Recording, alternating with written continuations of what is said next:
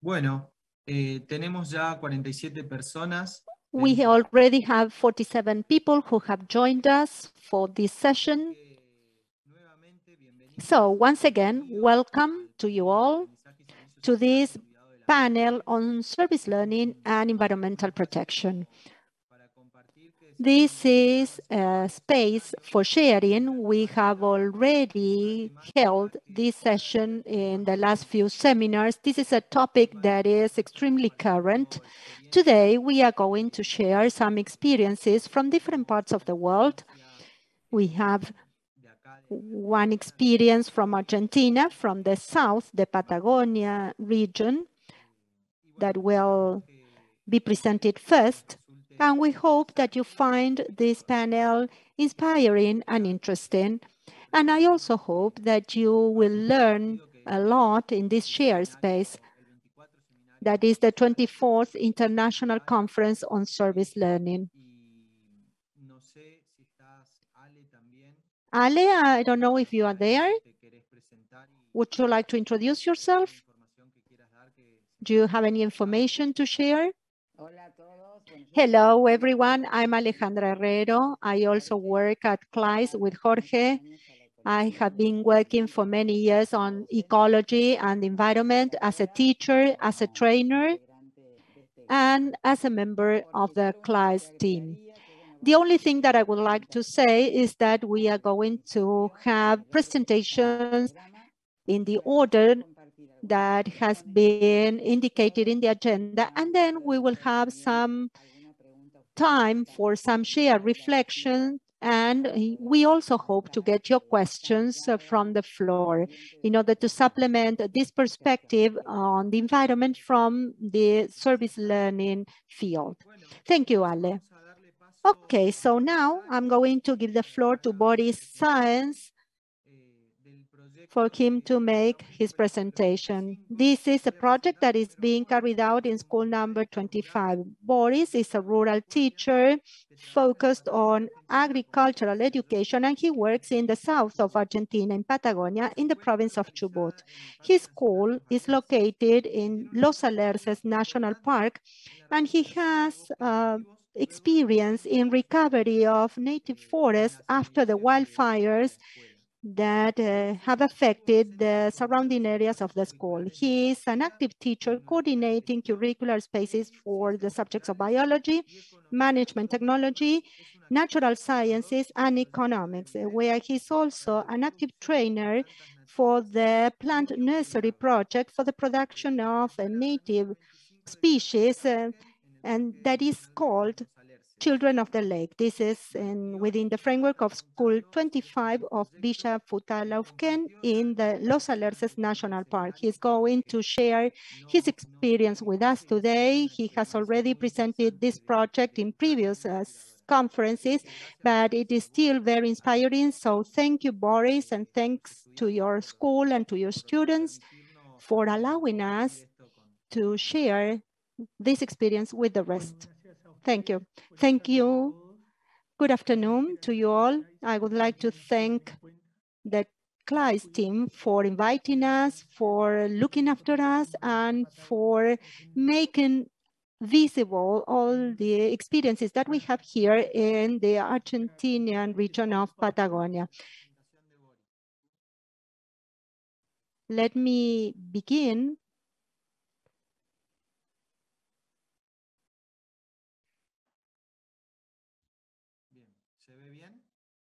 Can you see the screen? Perfect.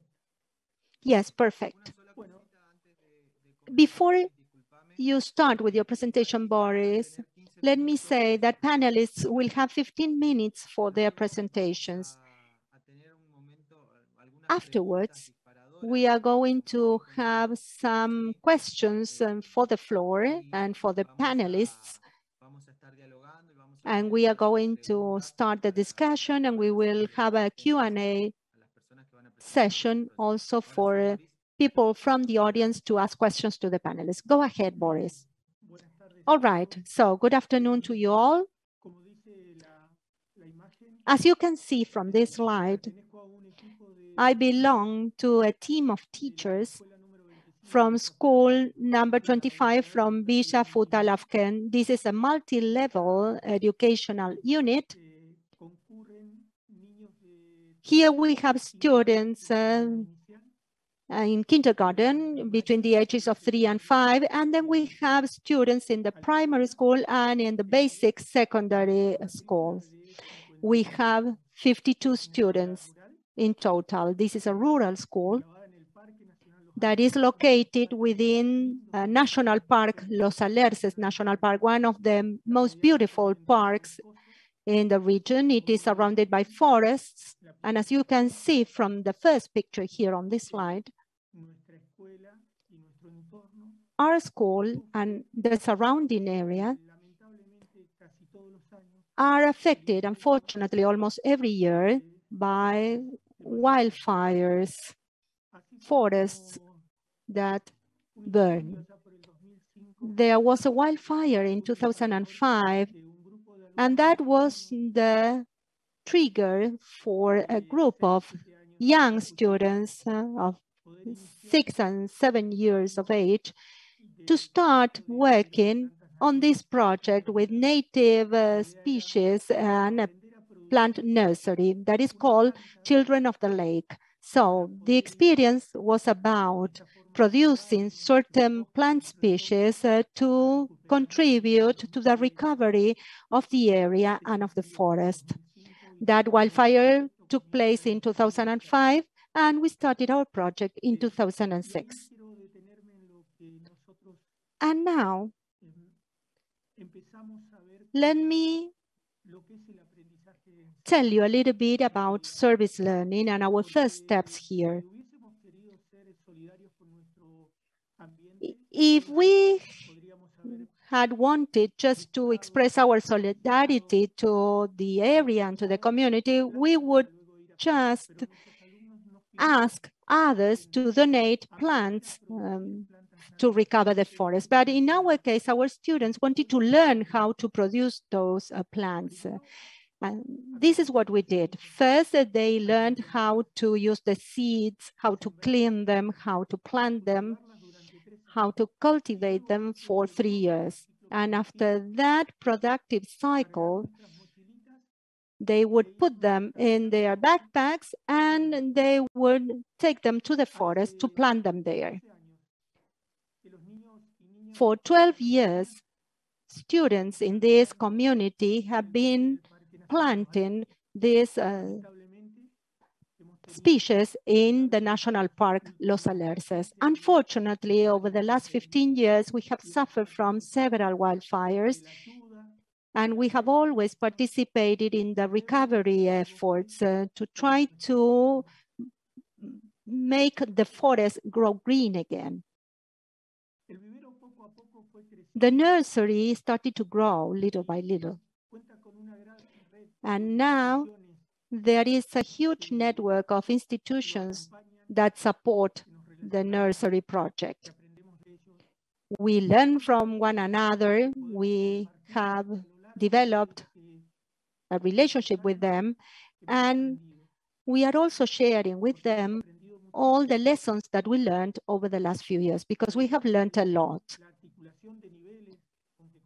Here we have different levels of education working together. And in addition to that, we can also relate and be in contact with other school institutions that want to be part of our experiences. Coming not only to the nursery, but there are also many students and teachers who want to participate in the planting of the seeds. And so we accompany them with our students. Usually this happens from March to November. There are other important institutions like the Forest Research Institute in Patagonia, INTA, the Forest Provincial Office, the National Park Administration. All of them support us, and they respect what we do, they respect what the students do. And they have enabled us for the last few years to go up to the forest, help the species there and learn a lot from the forests. The provincial forest office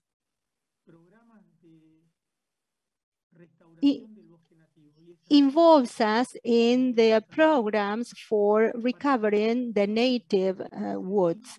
So for 5 years, our students have been active players in the recovery of the forest land that suffer from wildfires in Cholila, one of the largest fires that affected our region. 55,000 hectares burnt down in 2015.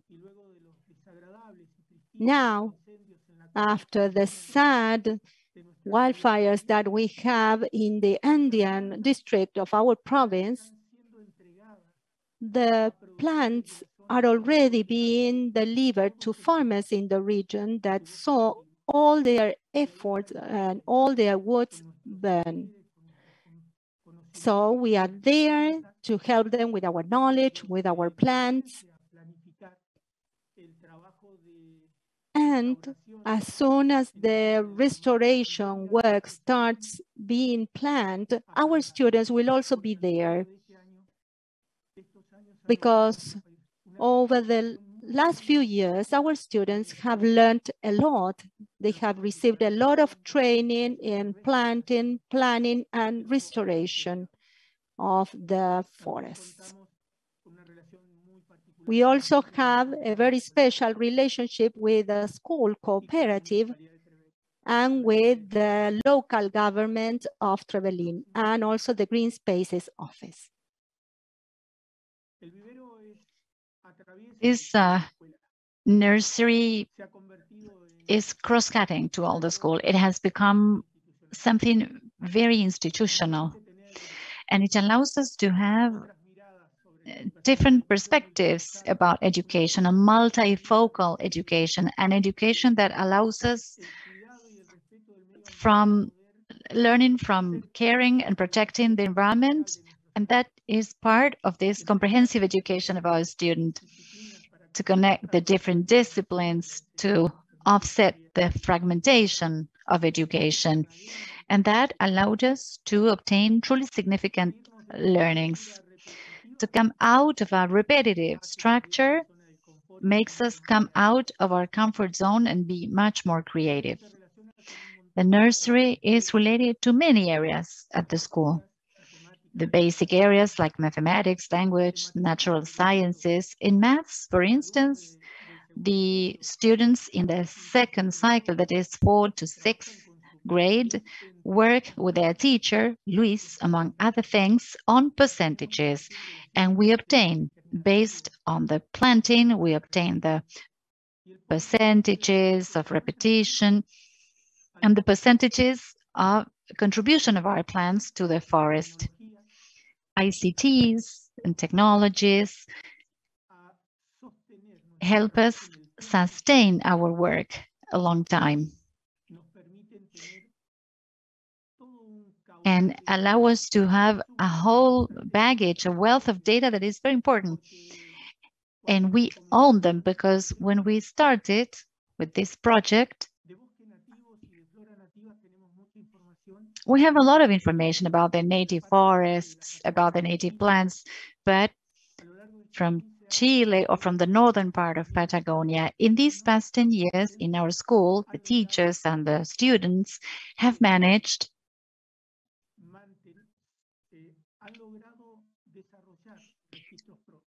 to develop their own records about blossoming, planting seeds, production, reproduction, and planting in due time and manner. In physical education, for instance, the students, whenever we go to the forest, through geolocation programs with their teacher, they do truly trekking activities and everything that has to do with physical education.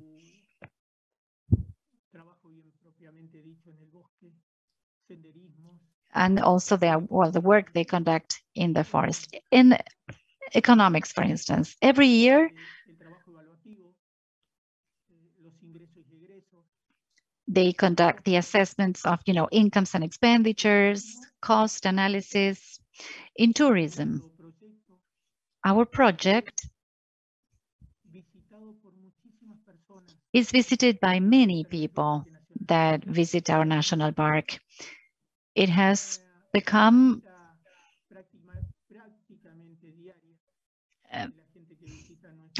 it's daily visited by all the tourists in our region.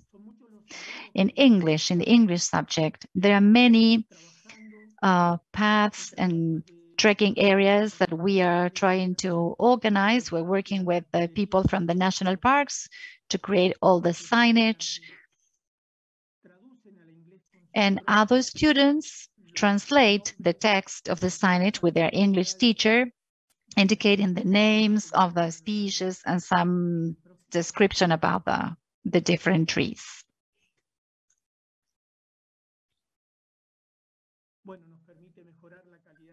It allows us to improve the quality of learning, applying content on real life.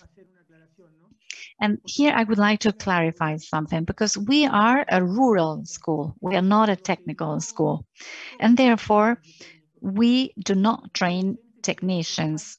As teachers, we want to be part of the education of students with a high spirit of respect and defense for the environment. And we say this because with our production, the idea of the first students was to produce 300 plants. And today we've learned so much, and we've developed production techniques that allow us to produce 6,500 plants per year. But these are very young children that work in this project. They work with their teachers and also with a nursing assistant that is essential in these production projects.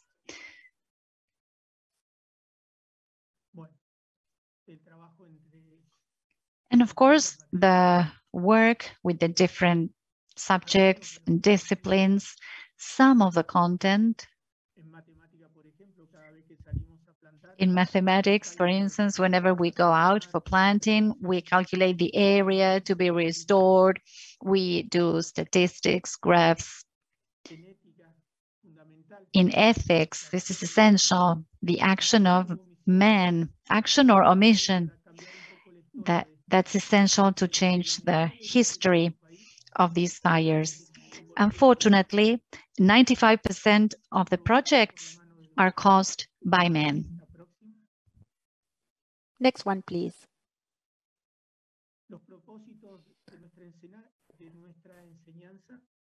What is the purpose of our teaching? To develop a critical attitude that allows students to understand the impact of man's activities on the environment, to value the risks of the indiscriminate use of natural resources, to recognize native species, to promote their preservation and disseminate their values, to foster decision-making in individual and group activities. And let me take a minute here, because I want to say that it's very nice to see our students carrying their backpacks when they are heading to the woods, and when they have to decide what species they are going to plant, where they are going to do that.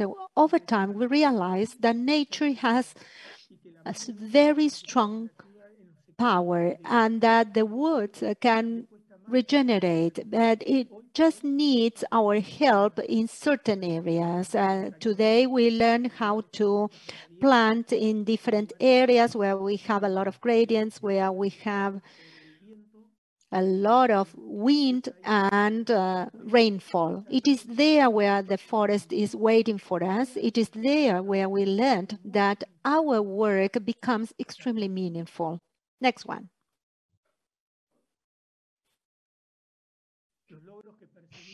These are the achievements of our project.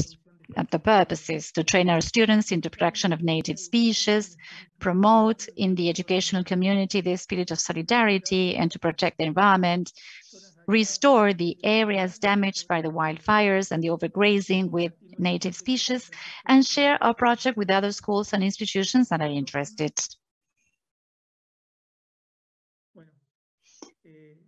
Well, this is a message, and well, this shows how CLAYSS has shaped our project. Planting trees where it's necessary is a service. Studying the little glass with germination is learning. Doing research on the flora and the environmental conditions of the community are using the learnings to contribute to restoring where it's necessary. That is service learning. This is by María Nieves Tapia.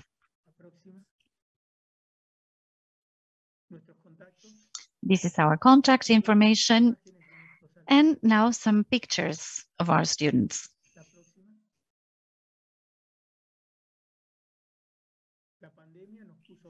The pandemic has been a challenge for us, but very, very carefully we continue planting.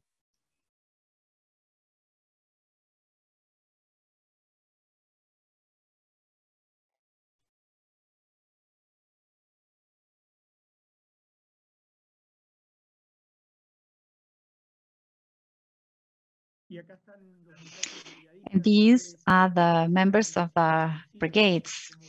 We have these plantings on specific dates, and this is precisely on the day to celebrate the brigade members, the firefighters, the crew members. We don't have firefighters actually in our community, but we have this headquarters of crew members that work to protect the forests against wildfires. And this is our motto. The only tree that does not grow is the one that is not planted. And this is our great working group. And well, I'm sorry if I've spoken too much. It's been a very long project. I would have liked to share more things, but thank you for your attention, and thank you for the invitation to participate in this panel.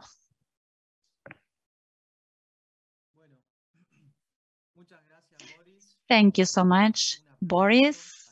A round of applause for you and for all your team, for the students at school number 25, all the teachers that work with you.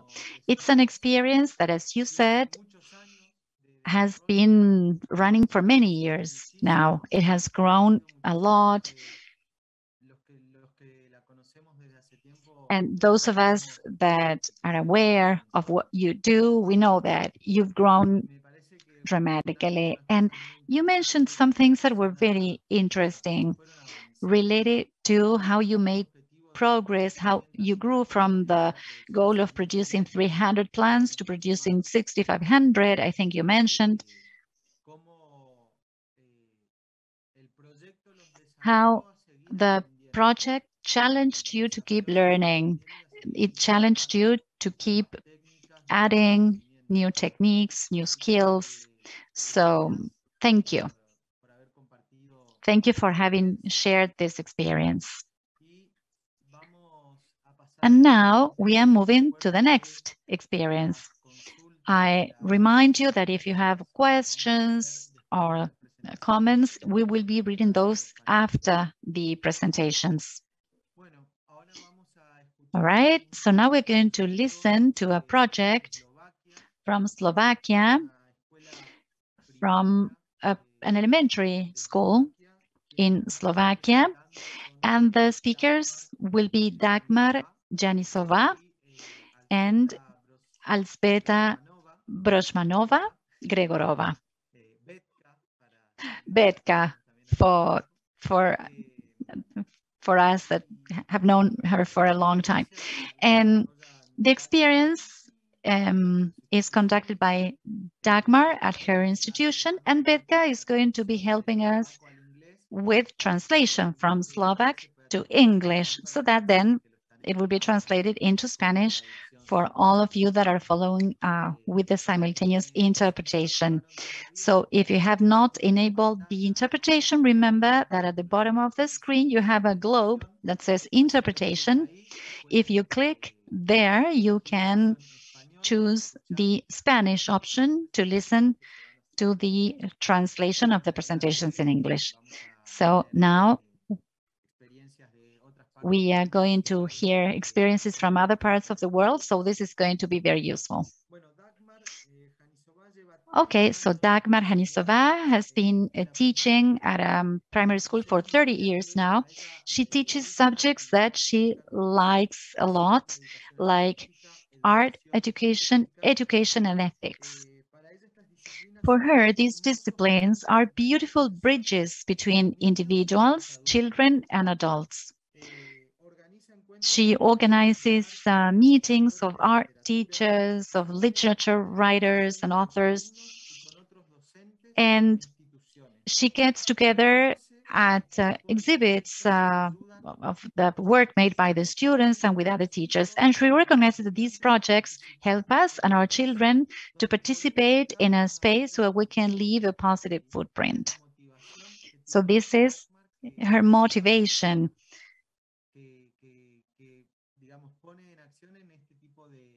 And this is what she realizes in these kind of projects. So Dagmar and Betka, the floor is yours. Thank you very much, Jorge. And funny how you pronounce the name of Dagmar Janišová. So thank you for inviting us, and I hope I will be able to translate the presentation. Okay, let me share the screen.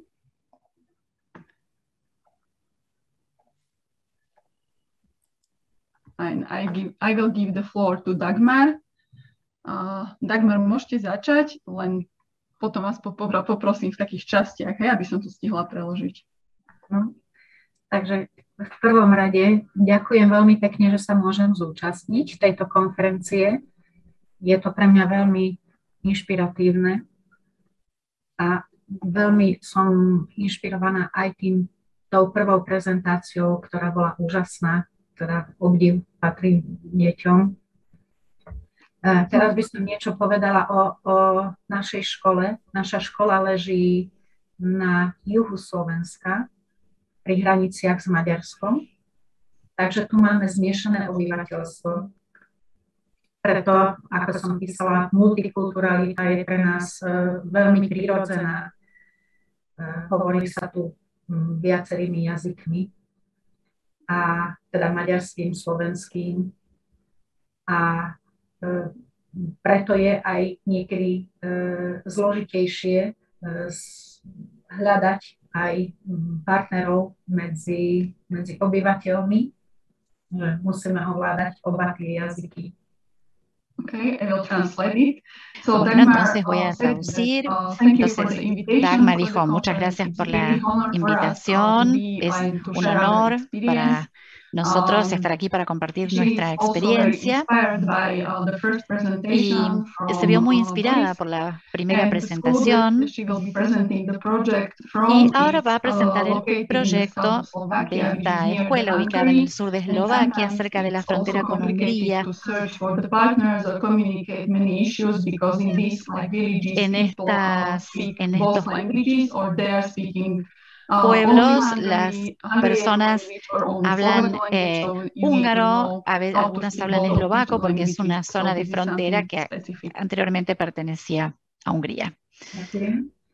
Že vychádzame tiež v našom projekte z toho, že sme vidiecká škola a vlastne sa snažíme uplatňovať to vzdelávanie tiež s nádychom vidieka. Sme v prostredí, kde sa zlieva Dunaj a viacero riek a máme tu aj chránené oblasti mokradí, ktoré sme sa snažili v minulosti spolu s agentúrou životného prostredia ochraňovať a pomáhať im. To však boli všetko projekty, k ktorým sme sa pripájali ako pomocníci, neboli to naše vlastné projekty. They are also in rural schools, and before they started the service learning projects, they also implemented several projects in partnership with many organizations, but they were not their projects, they were just invited to the project, so this will be the presentation of their project. this is also something specific that they are in the rural area in which there is many protected areas like in nature. Takže práve prostredníctvom Slovenskej agentúry životného prostredia sme zistili, že sa môžeme zapojiť do projektu Roots and Shoots z Green Foundation a vtedy sme vlastne začali samostatne vytvárať naše vlastné vízie. In 2016, they started to cooperate with the Roots and Shoots program, which is administered by the Green Foundation. It's like specific program based on the service learning philosophy. Ďakujem. Toto bol vlastne náš prvý taký meeting, prvé stretnutie s lektorom z Roots Green Foundation a vlastne sme začali mapovať svoje okolie, čo by sme mohli zlepšiť k lepšiemu v našom okolí, v našej komunite. So this was the first meeting with the lecturer from Green Foundation, and they started to map or diagnose the community needs. What can they change or what can be better in the community? Tak deti začali rozmýšľať, čo by mohli zmeniť. Ale so children, started to think what they Entonces los alumnos empezaron a pensar qué podían planificar, todos tenían ideas, así que empezaron a pensar todos juntos. So they put heads Juntaron sus cabezas, por eso se sacaron esa foto. Jedna žiačka z vyšších ročníkov, teda deviatačka, ktorá cestovala do školy vlakom, povedala, že ona by v prvom rade zmenila železničnú stanicu, pretože je v dezolátnom veľmi zlom stave. So and one student, which was like who was like traveling each day to the school by the train, said that the train station is pretty ruined, and they started to think about like this idea. Tak sme sa tam všetci išli pozrieť spolu s deťmi. A naozaj sme videli ten neútulný vzhľad železničnej stanice, kde už nikto nezvykol čakať, pretože to bola veľmi ošarpaná, zanedbaná, opustená budova, takže všetci ľudia už čakali len vonku, nevstupovali do tejto miestnosti.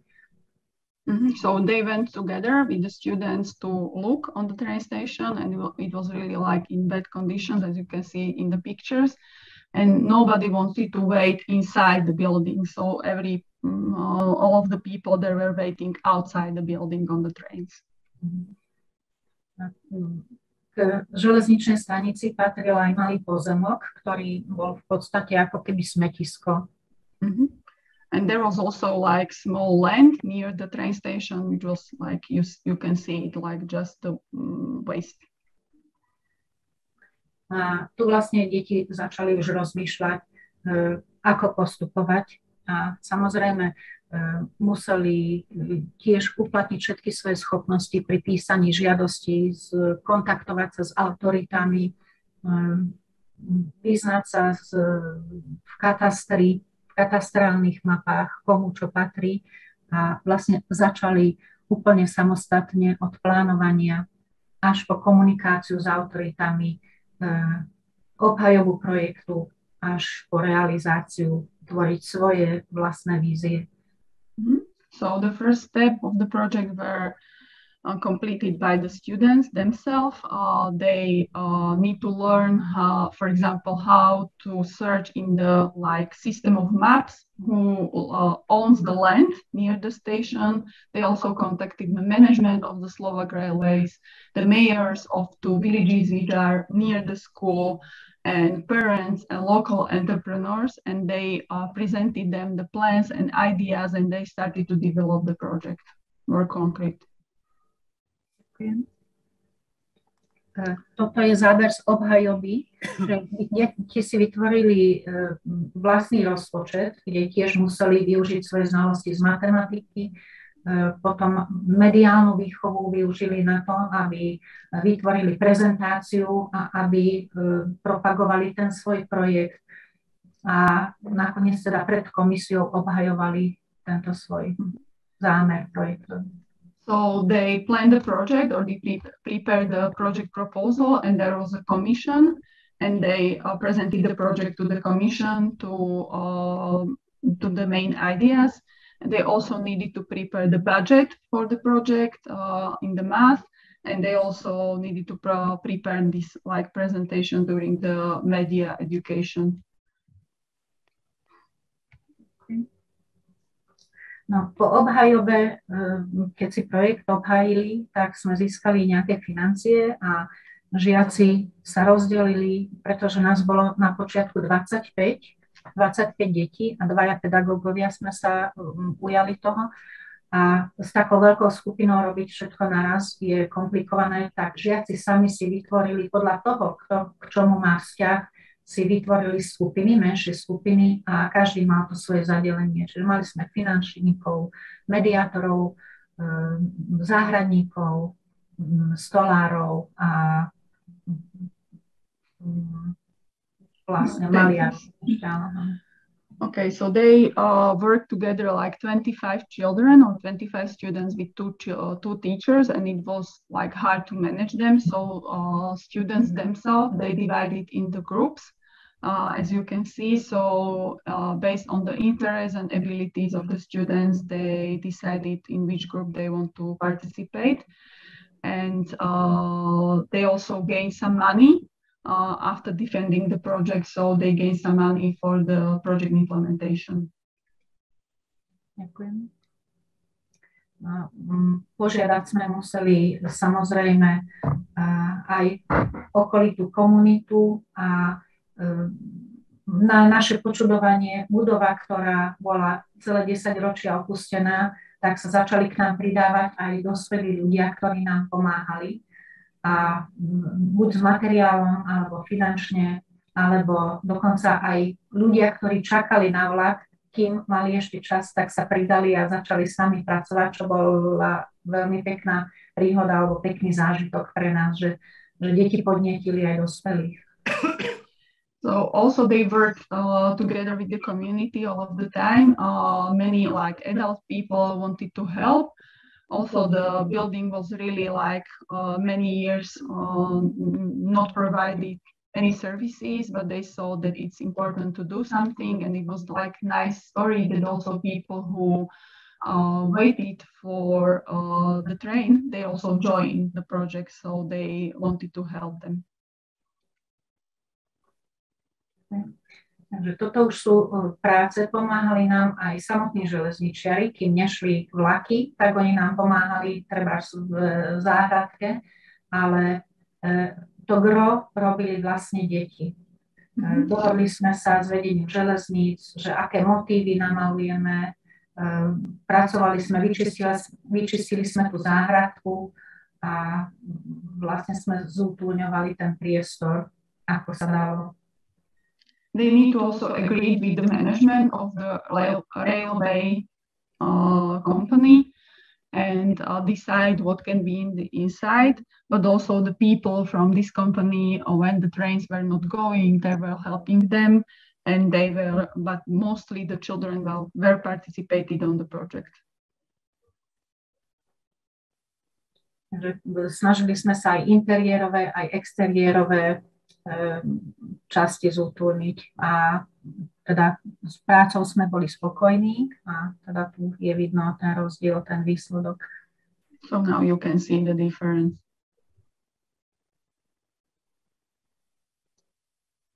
Pomohli nám aj miestni podnikatelia. Všetkých sme nakoniec pozvali na záverečnú oslavu priamo tam na stanici.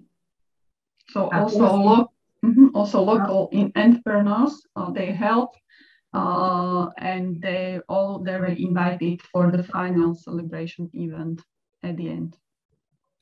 Musím povedať, že knihy v tejto knižničke staničnej sa odmieniajú dodnes a ľudia tam nosia svoje knihy, ktoré už majú prečítané a odnášajú si tieto, prinášajú časopisy, samozrejme viacjazyčné, takže počas adventu sa snažíme tam nosiť pohostenie pre cestujúcich a takto s nimi vlastne udržujeme dodnes kontakt. And this is like the library, so still people, they are taking the books, but they are also giving the books to the library, like new also magazines and in both of the languages, and it's like active library. Takže ocenili nás aj teda širšie okolie. So they were also appreciated by the general public, so you can see the pictures from the Slovak TV, that they were also in the media. Áno, a žiaci vlastne nechceli prestať s takýmito činnosťami, takže sme si to zapracovali do nášho programu, vytvorili sme si skupinu staničkári a začali sme už systematicky pracovať aj pre ďalšie roky. Čiže udržiavali sme staničku, udržiavame teda tú záhradku a pustili sme sa do ďalšieho bádania v našom okolí, aby sme mohli pomôcť našej komunite alebo okolí. So there is still like they established the group of the students, it's called stationers. They are taking care about the railway station, but also not inside, but also the railway station. And new students are coming and they are trying to learn like new skills and develop, and they are searching also for other opportunities, what can be better in the community. Takže žiaci začali zvoľadevať. Áno. You have 5 more minutes. 5? Or we just finished? 5? Okay. Máme 5 minút, že? 5 minút. Dobre, tak len v rýchlosti. Toto sú len aktivity, ktoré ešte robili, že malovali mapu obce. So these are the other activities that the students like did, which were also connected with the like environmental issues in the community. Toto stále udržiavame tú záhradku vlastne už 5. rok. They are still maintaining a garden and the training sessions like 5 years.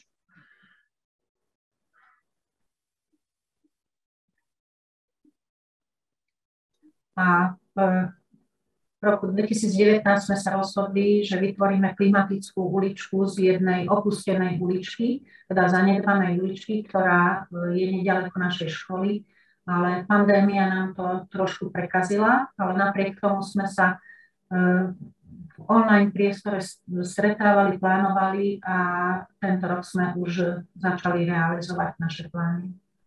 In school year 2019 and 2020, they also plan to make the passageway more attractive, which leads to the station by the planting shrubs and trees and benches. Unfortunately, the pandemic situation has interrupted their activities.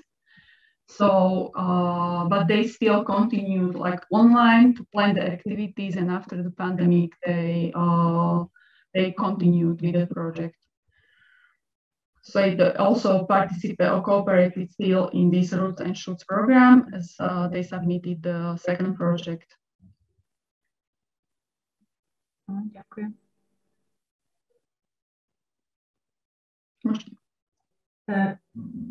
Vlastne neviem, či sú tam ďalej obrázky, ktoré sú v uličku. Toto sú vlastne len tie ocenenia, z ktorých sme vlastne tiež získali financie. A všetko sme to aj z Roots and Shoots, aj z angažovanej školy z Vily, sme vlastne financie dali na investície do tej uličky. So they also were awarded as a regional, as a good practice of on the regional level, on the regional service learning award in Central and Eastern Europe. They also received a national award as an engaged school, and all of the money they used for the continuation of the project. As you will see, like this is this second project. So this is the how was this street looking before the project? Áno, ďakujem. A tu už deti pracujú, vysádzame tam stromy, upratujeme tam, deti tam dosadili, kúpili sme lavičky a tabule, ktoré budú slúžiť ako náučné tabule. Čiže snažíme sa vytvoriť z toho oddychový priestor, ale aj vzdelávací priestor, priestor na stretávanie sa ľudí, starších, mladších, čiže malo by to slúžiť širšej verejnosti.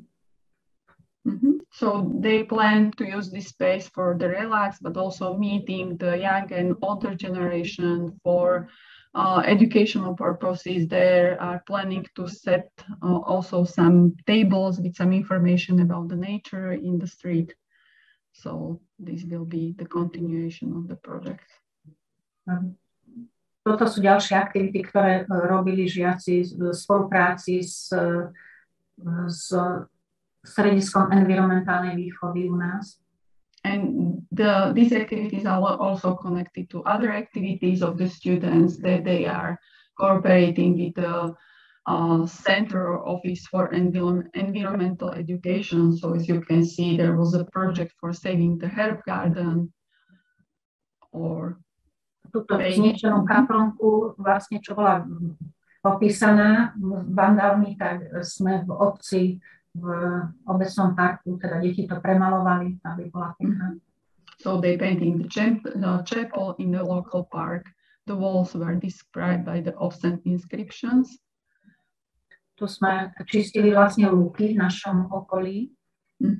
It was a project for cleaning the meadows in the like environment or near the village. Tu sme znovu na staničke a bol taká aktivita, že vyčistíme si obec.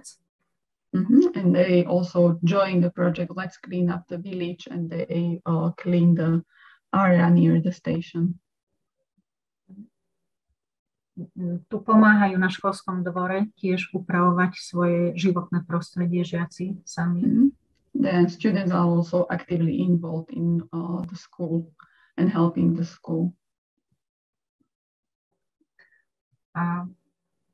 Ale som vlastne veľmi rada, že som sa mohla s deťmi zúčastniť tohoto. Snažíme sa vytvárať niečo aj pre širšiu verejnosť, ale myslím si, že je to úžasná forma vyučovania a vzdelávania mimo triedy. And Dagmar said that she really appreciated that she can be part of this project, so she can see that the students are learning a lot and they can also be part of the community. A samozrejme, mali sme tam vymenované organizácie, s ktorými sme spolupracovali, takže že boli nimi Green Foundation, platforma dobrovoľníckych centier, Sevdropie, obec a no, ani neviem, koho som nespomenula. Okay, there were also many organizations that they will cooperate. So, for example, the Platform of Volunteer Center, Green Foundation, and villages and the municipalities in which the school is set up.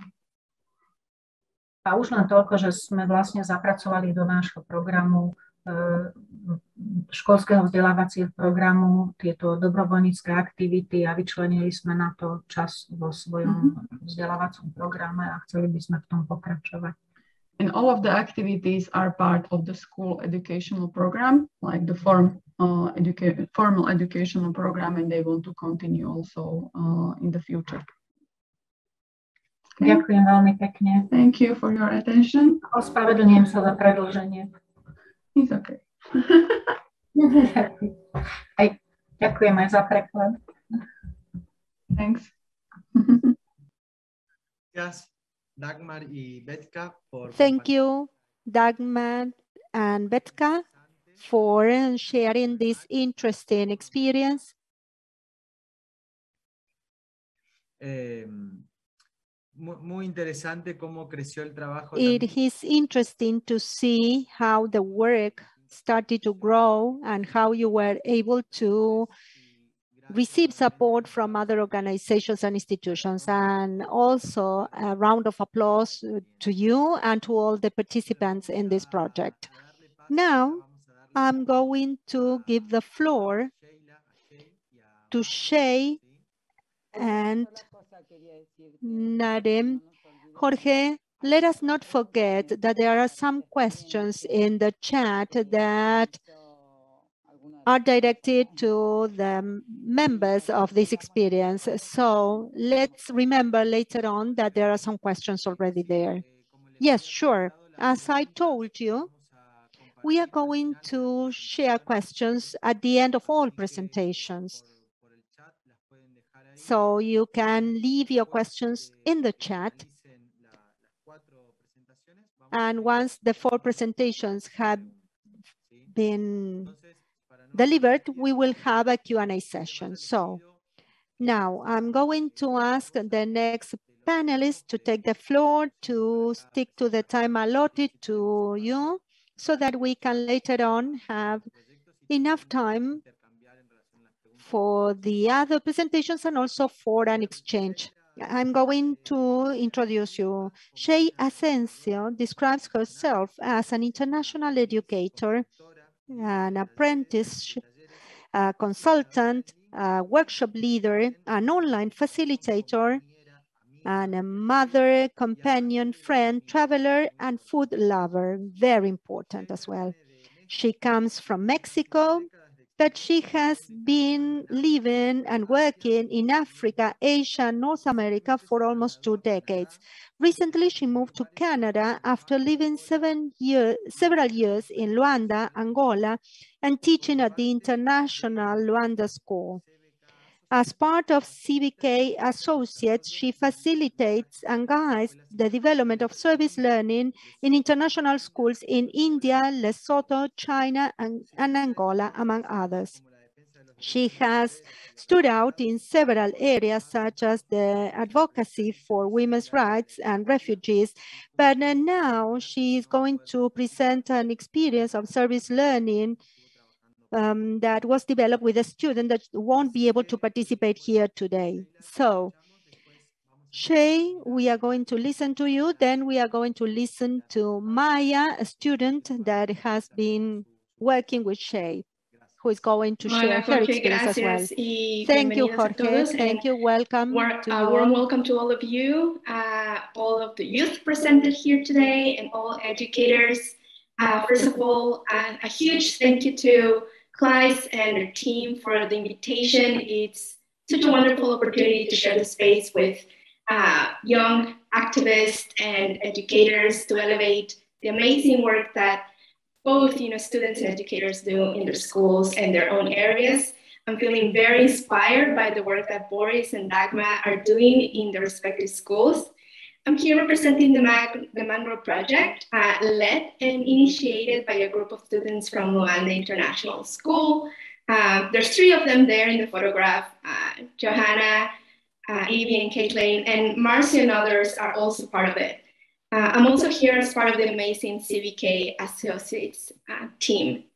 And just to get us started with a little bit of background information and to give you an idea of what the Mangrove Project does, I'm going to share a quick video that the students prepare.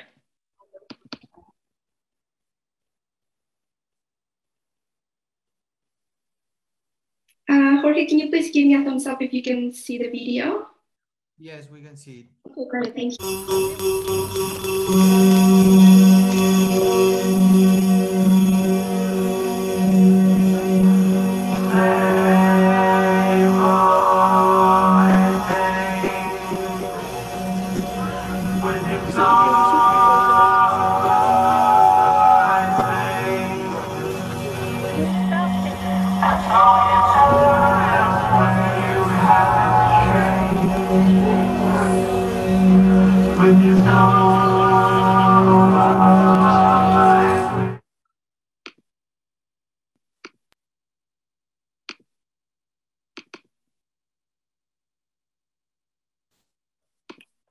Okay, so the Mangrove Project was born as a result of the climate crisis that young people are living and experiencing.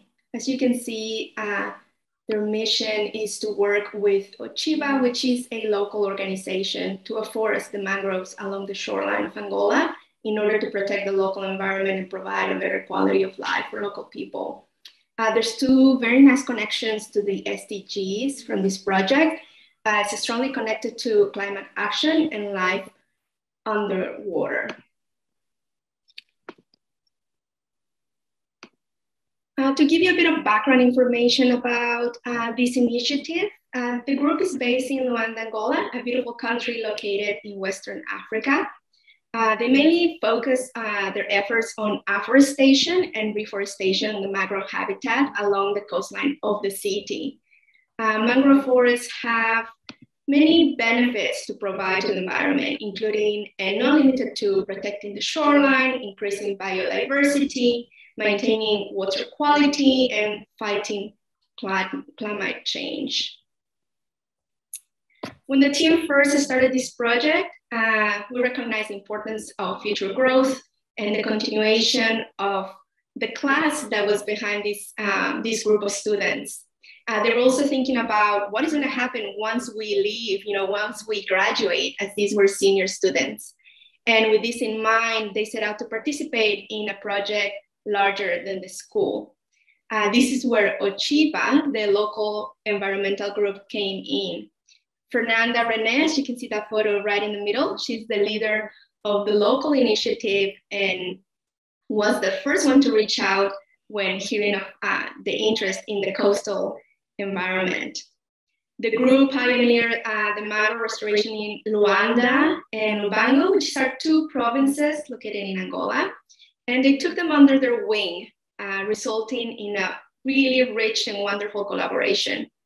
Ochiba is responsible for fostering an environmentally conscious community, and they have made huge contributions to the sustainability of the mangrove ecosystem.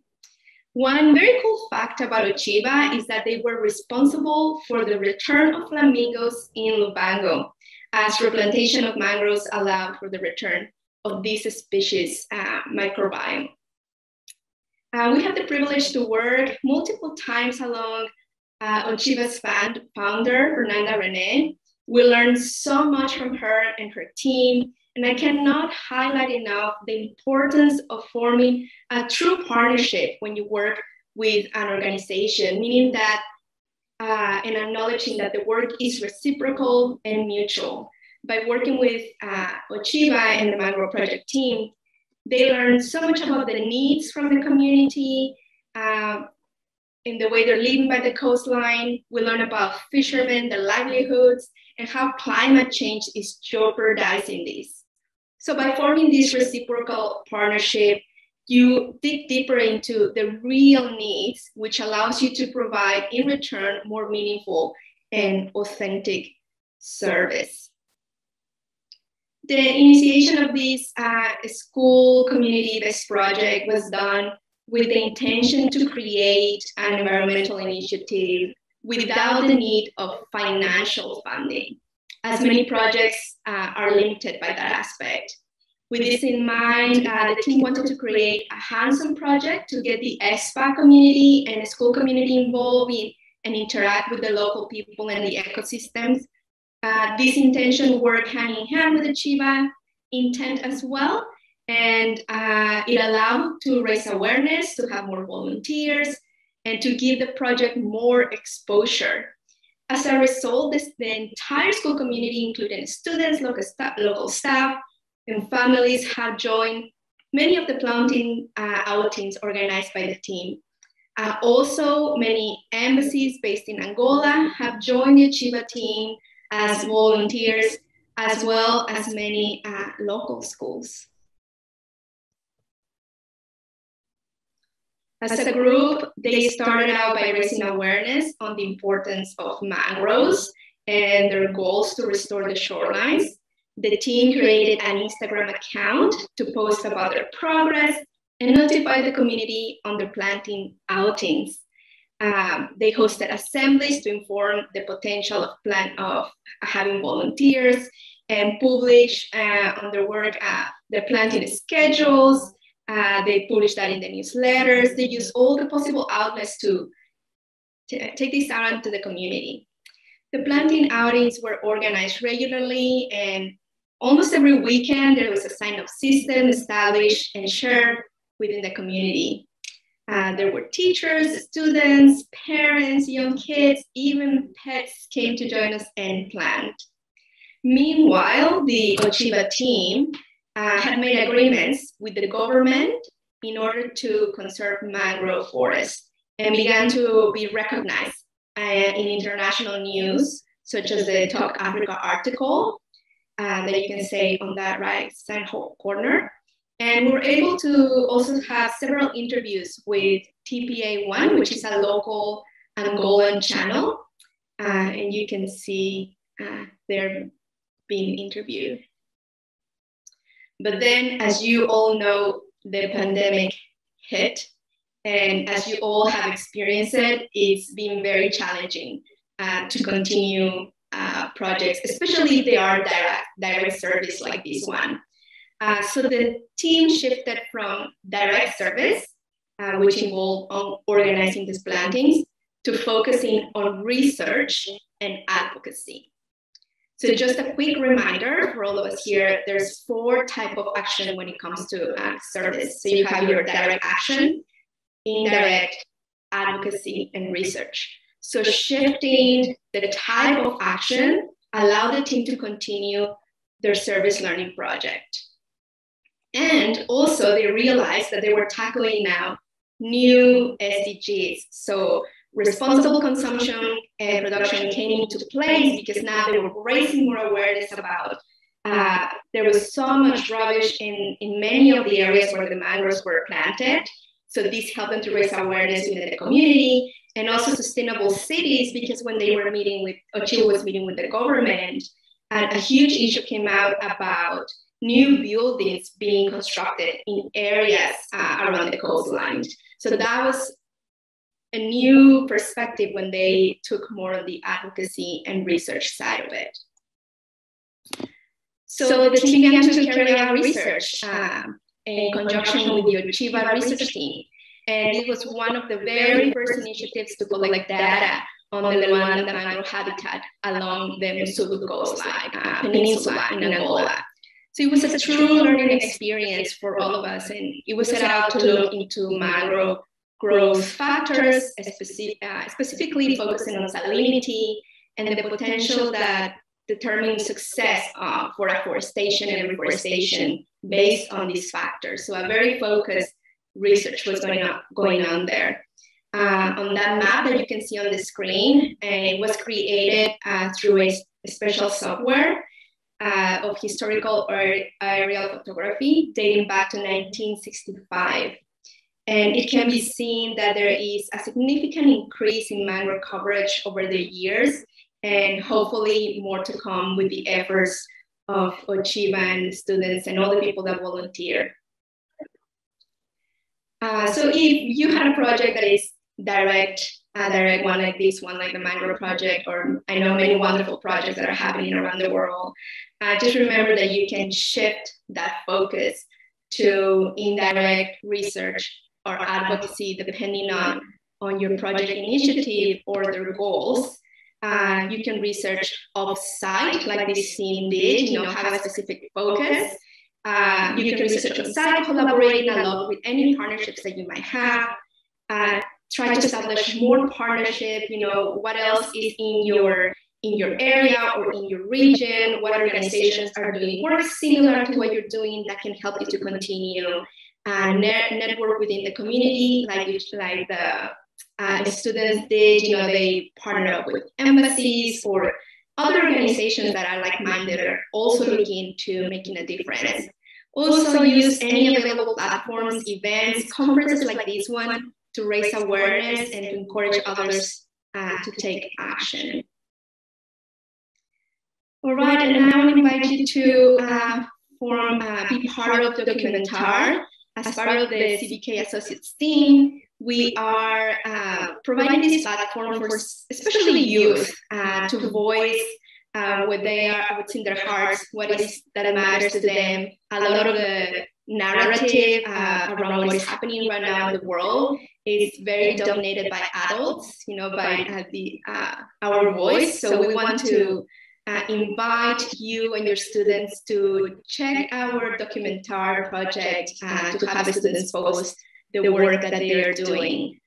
We're actually hosting a documentary webinar for free. So if you're interested in bringing this to your school as an educator, you can join us on September 2, 4 to 5 Pacific time, or 7 to 8 Eastern time, and I can provide more information in the chat. And please connect. I love to be connected with educators around the world. You can visit the CBK Associates website for resources and all the work that we do. I'm active on Twitter, always posting the work that my students do and other organizations do as well, like CLAYSS. And you can also find a lot of the work that organizations that I'm partnered with and students do in my Instagram account. So please do reach out. Thank you. Thank you very much. Now, Maya, do you want to share your project in a few minutes?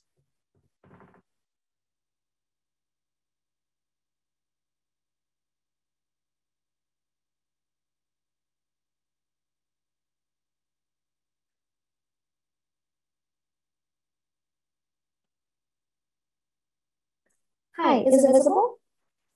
Yes, it is. Great. Hi, my name is Maya, and I'm a senior at Luanda International School. Over the summer, I conducted a research project to learn more about the issues of women in cocoa farming communities in Ghana, where I spent my holidays.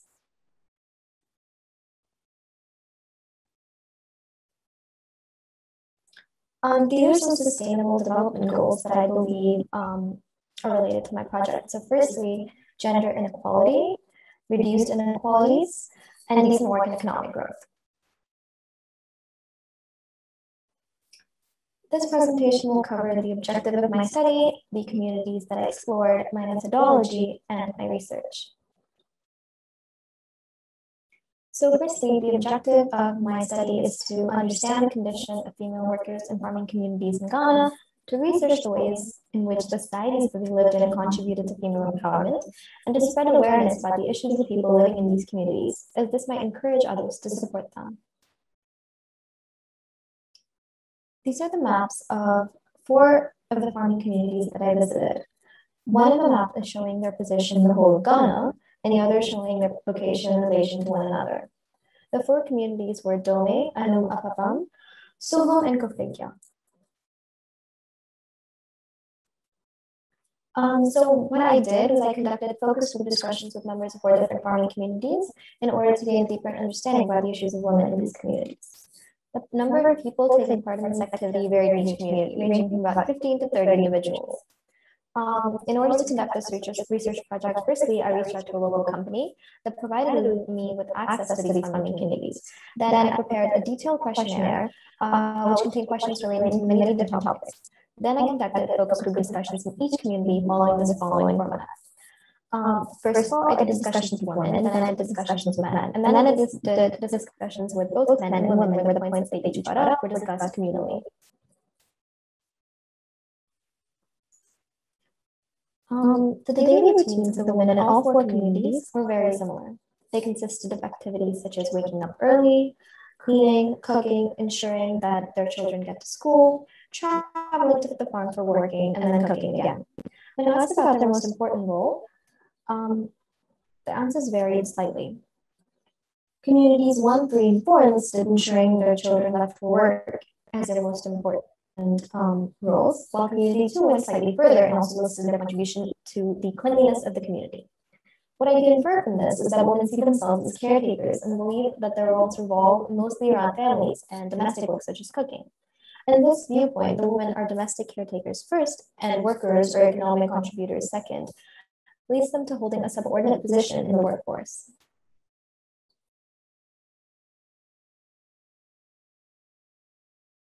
Moving on to talking about fertility. So the men's perspectives and the woman's perspective on the woman's role in society were very similar. So men believed that women's role was to marry and to give birth, while the majority of women also believed that their main role was to give birth. Men went further and talked about their own role in society, and they said that they didn't believe that they were a man if they were unable to procreate. And this is obviously an issue because if there is an overemphasis on women's reproductive role, it can lead to issues of bodily autonomy. Forcing multiple births upon unwilling women and the social pressure to start and raise a family are all negative effects of this belief.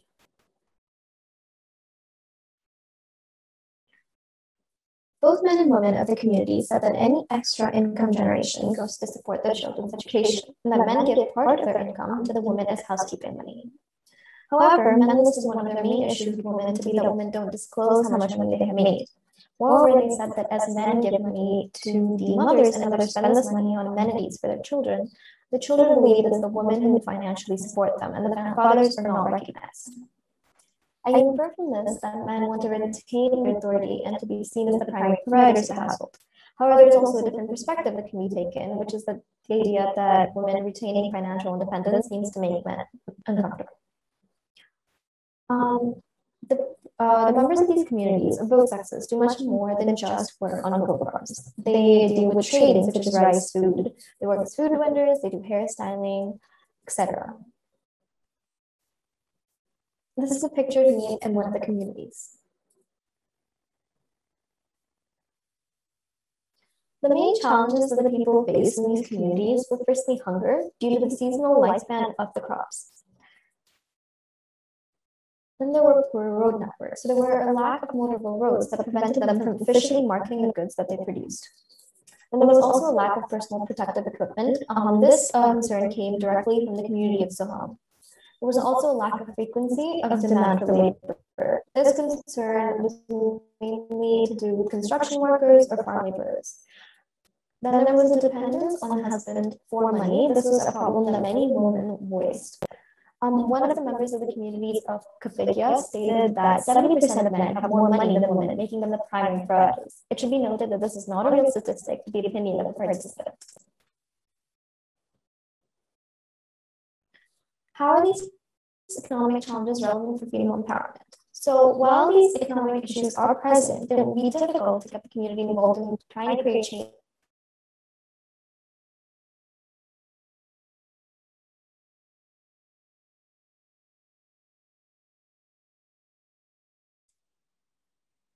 Sure, Maya?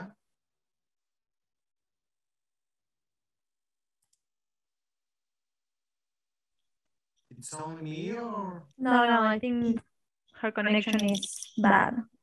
It's bad, okay. Now she disappears, so...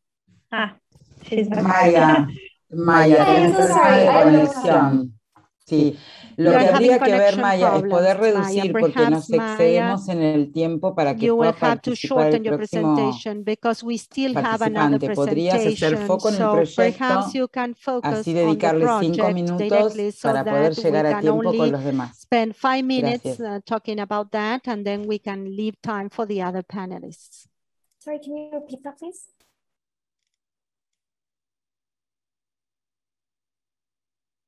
That you have a few minutes only because I think it took longer than it should. So Yes, please tell us the milestones of the project. Okay, so I just focused on multiple factors. I'm going to just slip through the slides. There were economic challenges, there were differences in opinion. So men believe many things, such as women must ask men questions in a nice manner, not screaming. Women believed something else. There were many inferences that this could make, and many problems that arise due to this. It related to many societal beliefs, such as the stereotype that women must be docile or soft-spoken. Also, it brings up the issue that normalization of this action puts men in positions of power. There were, in my discussions, there was also a big focus on the issue of respect. We also focused on decision-making. We went through the process of how to do decisions. And then we also talked about who was a woman. So who was a woman's identity according to the members of this community. And so purple is the opinion of women, pink is the opinion of men, and black is the opinion of both sexes. We also focused on the identity of a man. The index is similar. Finally, there's just a slide on saying what you can do. So you can donate to NGOs that work for gender equality, or you can educate yourself on how to be a better consumer by buying products from companies that pay their manufacturers or producers equally. Thank you so much.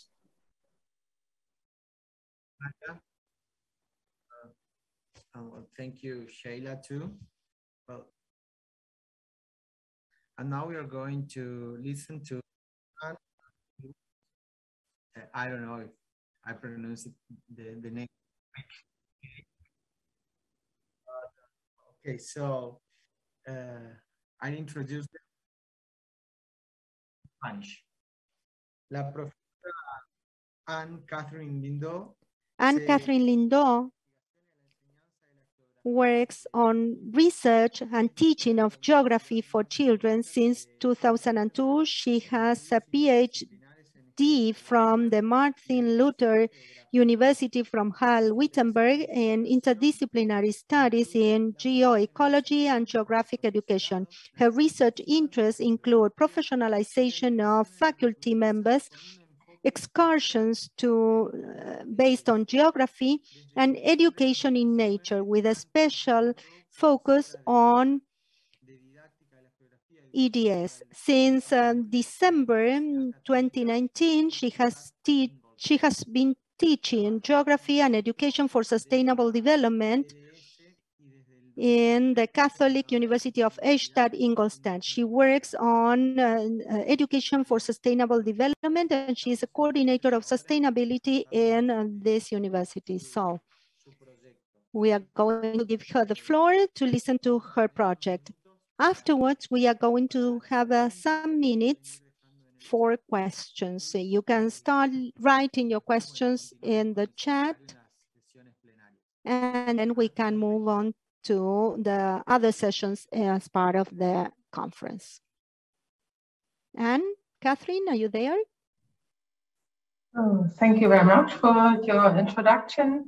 And I'm nice to be here, and it's a great pleasure for me to present one of my projects. It's the title Conception of Development of an Online Database for Outdoor Education in the Context of Service Learning. The project took place with colleagues from geoecology, geoinformatics, and the Center for Multimedia Learning in Germany, and it's participate of 2 universities. So now you can see my guideline, the classic guideline. I will give you a view of the problem, then the aim of the project organization, and then some examples as illustration, and the conclusion with summary and outlook.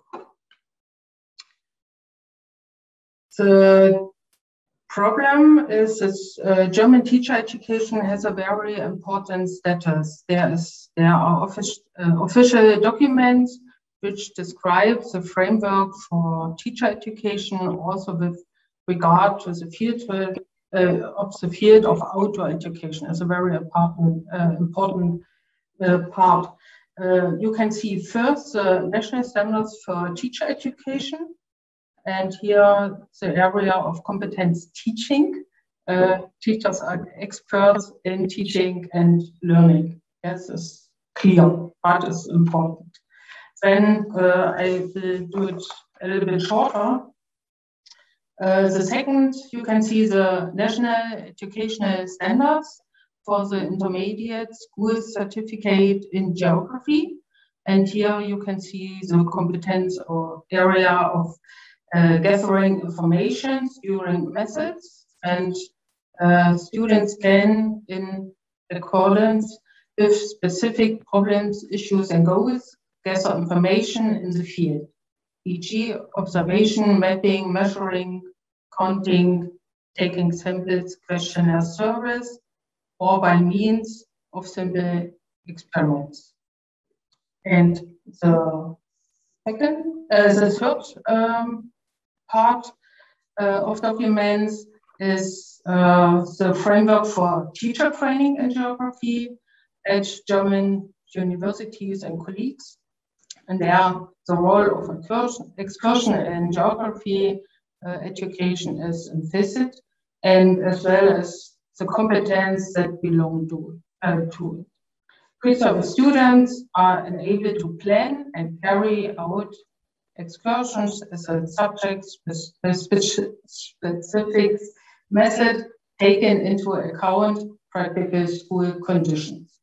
And this with media and teaching methods and working in the field. This is so the documents, part of the documents.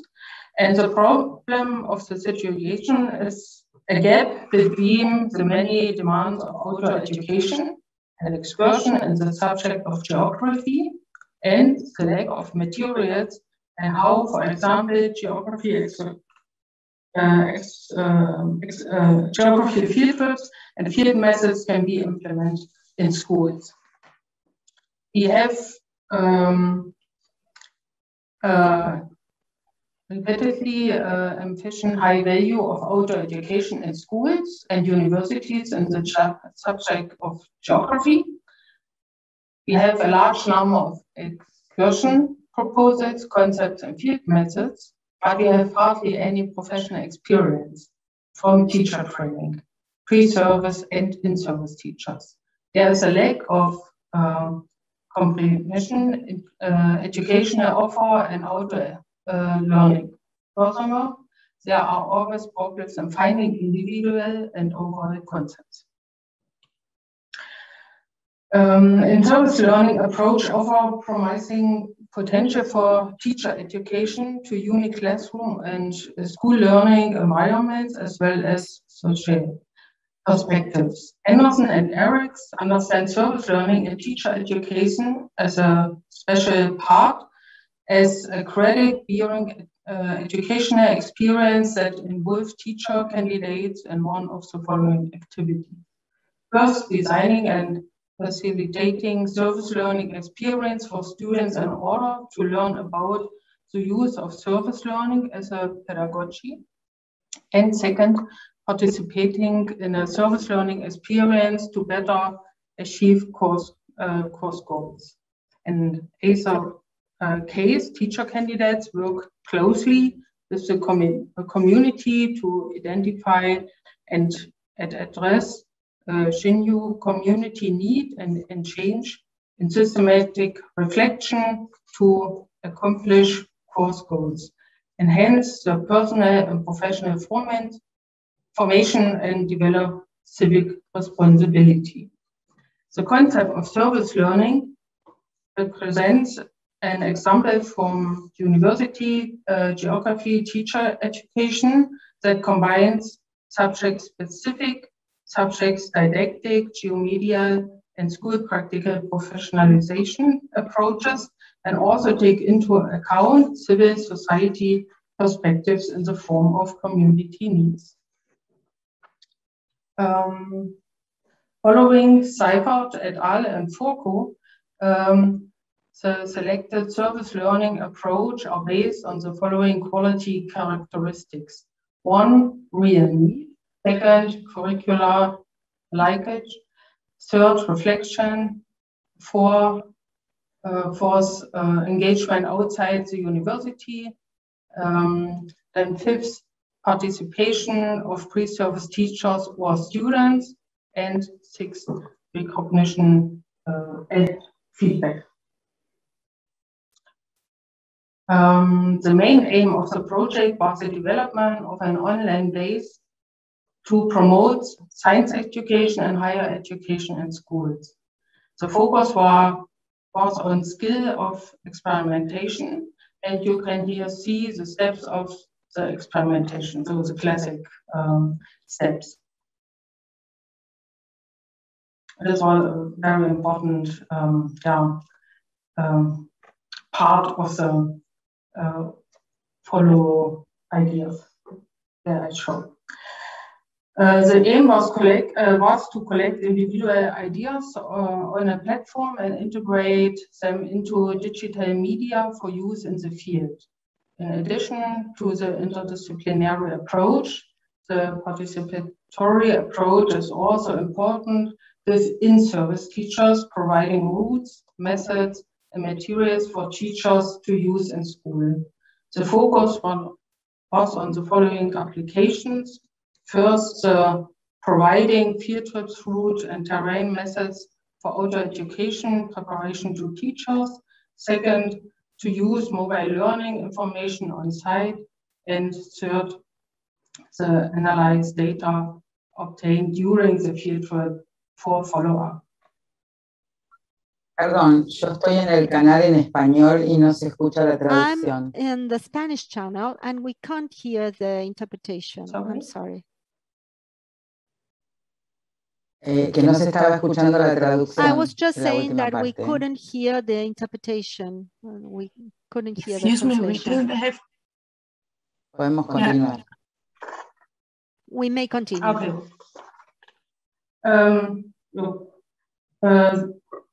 Okay, the format of service learning includes the preparation and training of outdoor methods as well as the organization of an excursion for students of high school and integration into the teacher training in geography in form of a module.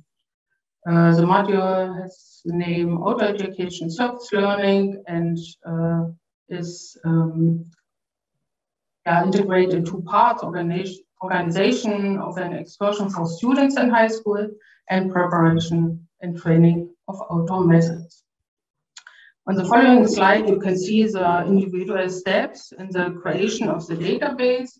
First, the conception development database, then the preparation of field methods, testing of field methods and teacher trainings, then the video recording and video editing, then quality control and the integration of videos, text, and location into the database. You can see some examples of field methods, worksheets and field methods, location of field trips and route for field trips. And on this slide, you can see some pictures from different shootings of our pre-service teachers. Animal and plant identification, methods of soil analysis, weather identification, water analysis, or special orientation. Here you can see an example of the video recording of field methods. And here then the product, an example of the Vimeo video channel. The participatory approach of the service learning project has also far been supported by the participants of more than 50 people, so students, lecturers, geography, Center of Multimedia, and students' assistants. And it's a very interdisciplinary project. The database has been published through teacher training courses and presentations at conferences and essays. In-service teachers can be encouraged to collect and integrate their own excursion methods and roles in their own lessons.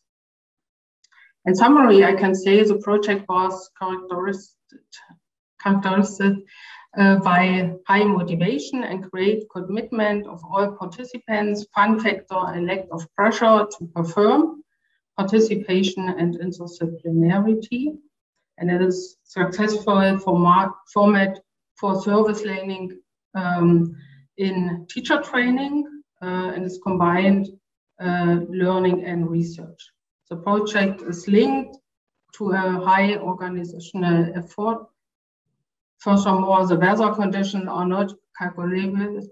It was often very cold, rainy and windy, so I can say typical German weather conditions. Furthermore, it is planned integration of further field methods, location and routes, development of interactive participants and participations, evaluation of online database, development of formats of service learning, participation for further people, and the translation into English. That was my conclusion, and I would like to say thank you for your attention, and I'm looking forward to your questions. Thank you.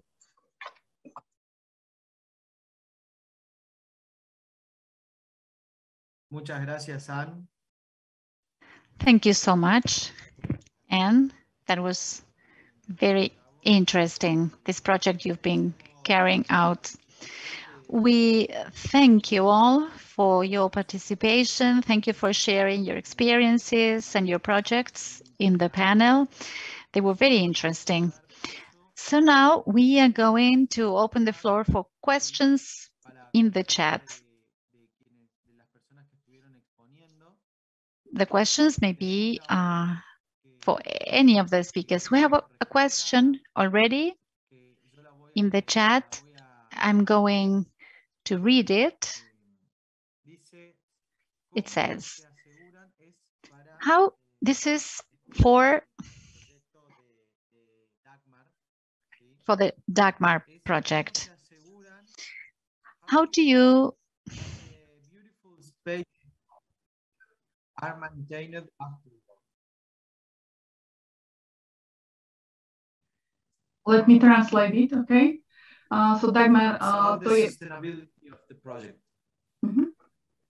Okay, so let me translate it to Slovak. So Dagmar, to bola otázka je vlastne pre vás, že ako zaistíte udržateľnosť toho projektu, tej staničky, že sa vlastne ako keby starajú, hej, o to. No, vlastne sme si založili práve tú skupinu staničkári a sme stále v spolupráci s ŽSR, teda so železničiarmi, a pravidelne chodíme, navštevujeme v rámci krúžku popoludňajších hodinách tú staničku a udržiavame to. So there is this group, stationers. They are still working as a students, and the new students are coming to the group, and main role of the group is going to the train station and to take care about the train station in cooperation with the people from the Slovak railways. Takisto na hodinách techniky alebo výtvarnej výchovy, alebo treba, keď je čitateľská gramotnosť, tak naše deti chodia čítať, ako aj do obchodov, na poštu, že si urobia taký deň, že idú čítať a idú čítať na stanicu, že si sadnú a čítajú, alebo takéto aktivity robia. Also, during some of the lessons, so for example, during the Slovak lessons, the children go to the train station and they are reading there. So they also have some lessons. Ale musím povedať, že železničiari nám veľmi pomáhali počas lockdownu, že oni sami, kým žiaci nemohli chodiť do školy a nemohli chodiť z miesta na miesto, pretože k nám chodia z 13 obcí, dochádzajú deti, tak železničiari zatiaľ polievali staničku v rámci svojho času. Takže during the COVID, there was a really great help from the people from the railway company, because the children, they couldn't go to school, and they have like certain villages that the children are going to school. So the people from the company were taking the care about the train station. They watered the flowers and everything.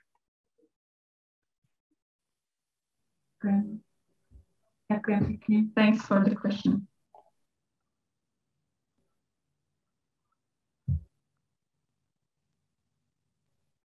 Muy bien. Muchas gracias. All right, then. Thank you so much. Is there any other question for the speakers? You can write the question in Spanish. We can translate them into English. Some questions are coming. Remember that when you write a question, you make sure that everybody can read the question, not just the host. So Jorge can take the questions. Perfect. We have two questions then. The first one says, youth who have been involved in service learning programs to become teachers. Teachers teach as they were taught.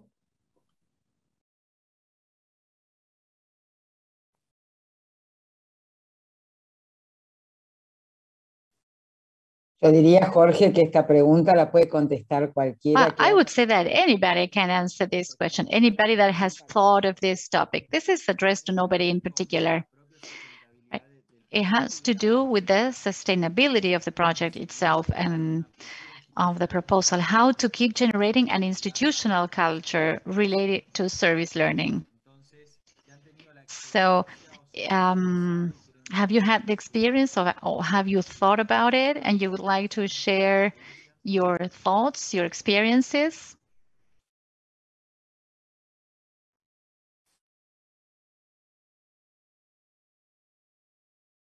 Hi, Robert. I'll try to answer your question. I love it. I love how you frame it. You know, it is true. We're always modeling as educators and adults, even if you're not an educator. Great question. I can't think how we can, you know, get all these youth that are so involved and turn them into teachers. But what I'm seeing is that, you know, in talking with my students, and Maya is one of them, is that I'm seeing this wonderful shift in impacting the careers that they're choosing to go towards. Like, for example, I have a student, you know, a student that was part of the Mangrove Project, and I asked him, you know, like, how is it going to impact what you're going to do in university? And he said, well, I'm going to become an engineer, and I want to raise awareness, and I want to make sure that there's a huge awareness about how building and what we construct in communities impact the environment. So I think right there, we're already doing such an amazing job in shifting this awareness and impacting their careers and communities in positive ways. But if you do find the answer to how we can teach, switch them into becoming teachers, please do let me know. I hope that helped a little bit.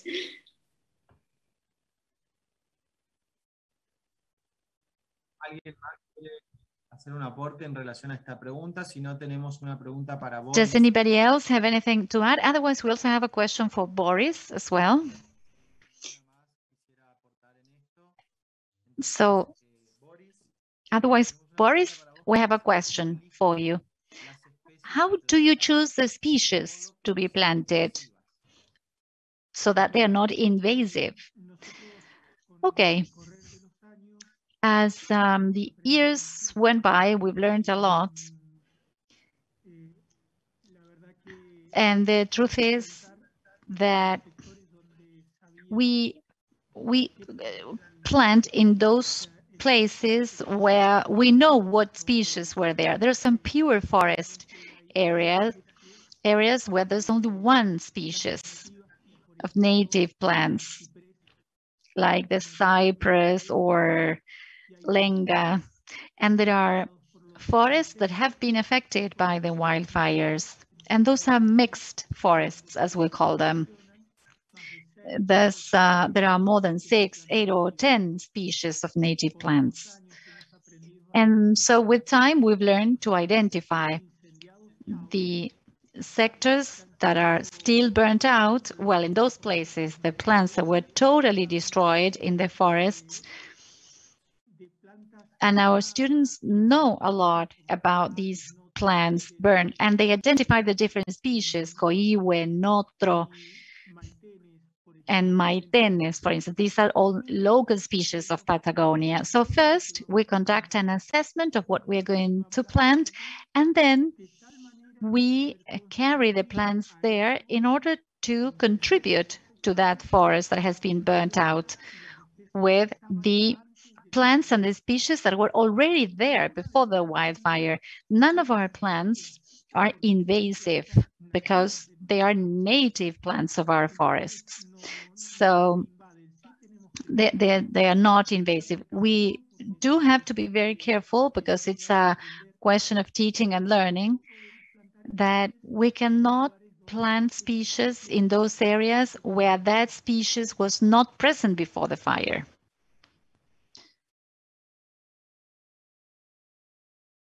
Por ejemplo, para que se den una idea. For instance, for you to have an idea, our students throughout their education from the first year of kindergarten to the last year of high school, they graduate after almost 14 years in our school and our nursing. And throughout their years in the school, they have planted around 350 plants in the forest. We plant around 4,500 or 5,000 plants per year. When we started the project, the idea was to try and learn to produce 300 plants.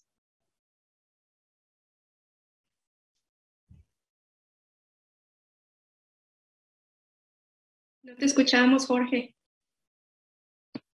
We can't hear you, Jorge. Thank you. We also have a question. It's in general for any of you. And it's a question by Juliana. How do you manage to achieve this strong commitment from your students in all your projects? Perhaps from your position, what do you think that has been the key to achieve this engagement from students?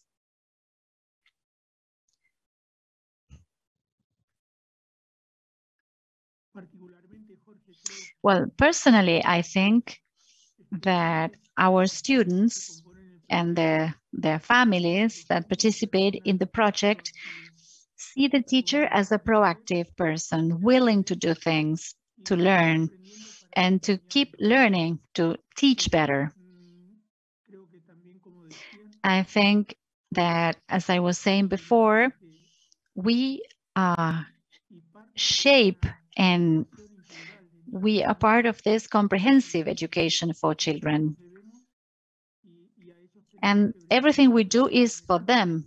And to them, we should provide the best of our profession, our willingness to do things, our engagement and commitment, and our responsibility.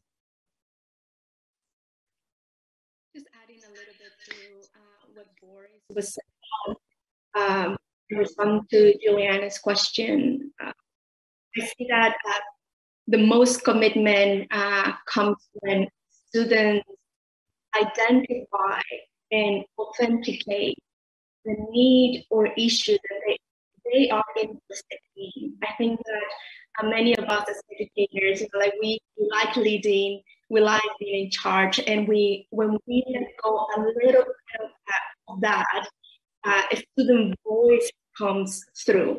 And when we acknowledge and empower them, they are in charge.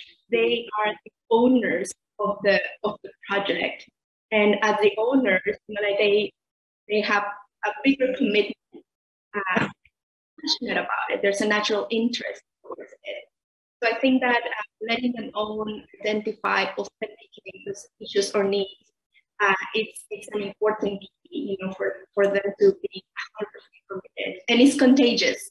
When other students see that attitude, they want to do it as well. And teachers are the same. It's a contagious attitude.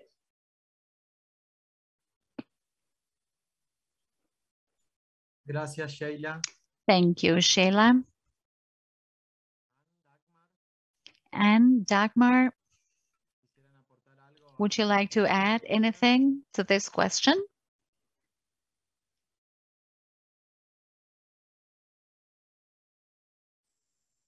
Dagmar wrote that they still have also students. They end up with the school, so they are a part of the project, and some of them also want to be the teachers. But I will ask in the Slovak one.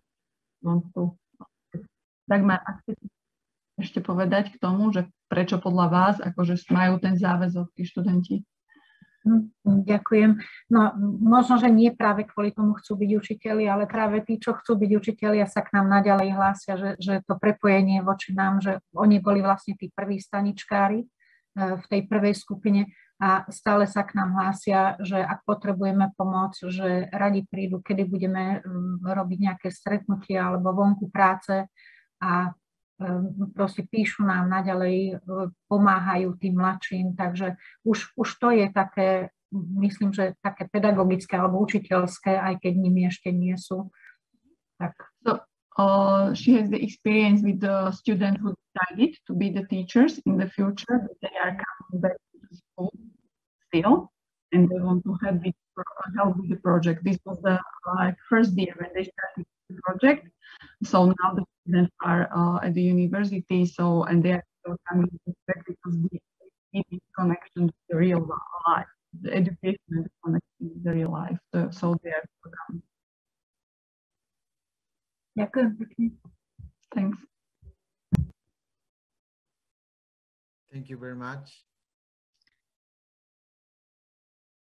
And Ulrich, And would you like to share something about your project?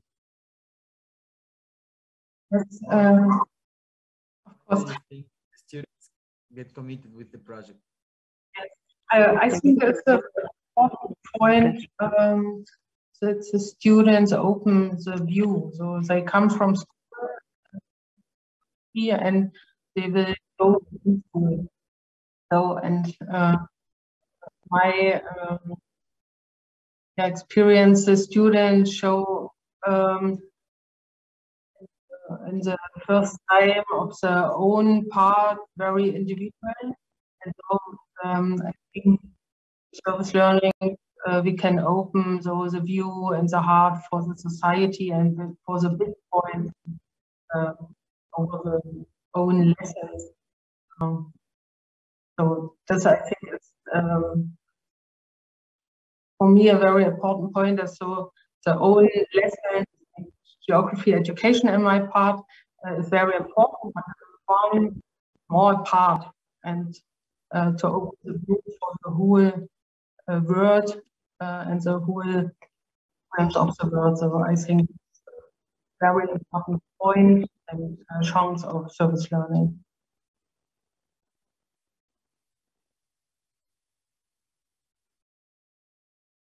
Thank you. So to say, we can develop some future skills for the students to make them able to create future and to find solutions for all the challenges we're faced with. Regarding the interdisciplinary connections of all the disciplines. So this is the great value of learning, I think.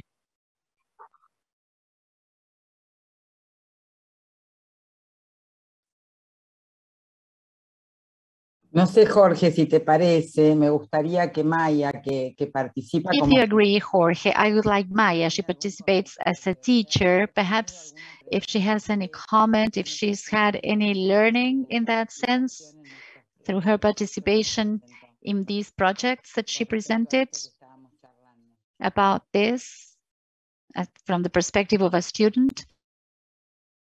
Yes, particularly being a student in school right now, really opened my mind and broadened my horizon of what I can do in university and how I can contribute to women communities through university research and through my career. And I think being young and being a member of youth and is really important. Thank you so much for asking. Thank you, Maya, for sharing. Gracias, Maya. Thank you, Maya.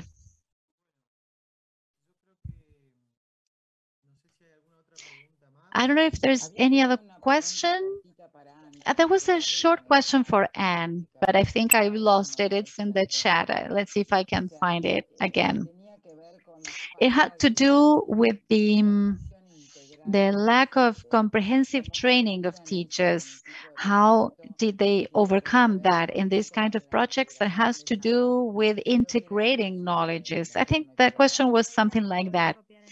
Yeah, I copied that again in the chat. You can see it there.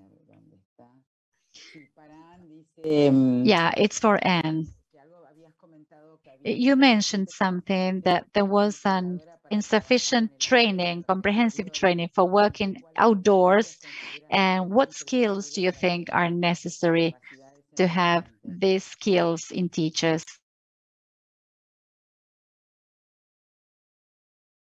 Oh, a big Difficult. Yes, I think it's an addition of a lot of skills. So in my example was a method training. The method training we needed for analyze of processes of the world and the problems and the of the world. So the lot frame for geography education. And so on the one side, I think it's a teacher training. So in the classic format, the other part study to learn, to plan, to organize fields for students and also for teachers, and to work with teachers together, also the combination of service and pre-service teachers. So that is a big profit for both sides. So it's very good experience for in-person and also for pre-service.